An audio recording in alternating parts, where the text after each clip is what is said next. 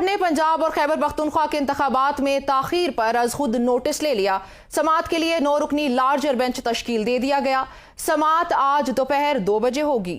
अदालत उज़्मा ने पंजाब और खैबर पख्तूनख्वा के इंतखाबात में ताखीर पर आज खुद नोटिस ले लिया। सुप्रीम कोर्ट के एलामिया के मुताबिक chief justice of Pakistan Umar Ata Bandial ने मामला का आज खुद नोटिस लेते समाअत के लिए 9 रुकनी लार्जर बेंच तश्कील दे दिया।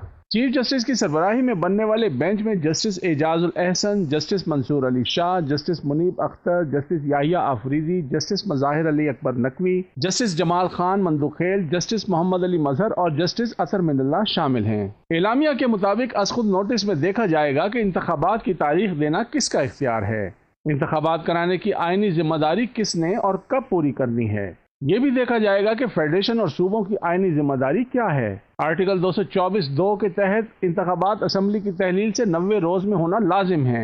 मजीद इंतखाबात की तारीख के लिए Islamabad high court bar, KP और पंजाब असम्बली के स्पीकर्स की दरखास्तें भी आईं। पंजाब और खैबर पख्तूनख्वा असम्बलियाँ तहलील हुए 1 माह से जायद अरसा गुजर चुका, ताहाल इंतखाबात की तारीख नहीं दी गई।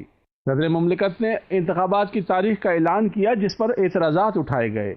इलेक्शन कमीशन भी सिक्योरिटी समेत फंड्स ना मिलने की शिकायत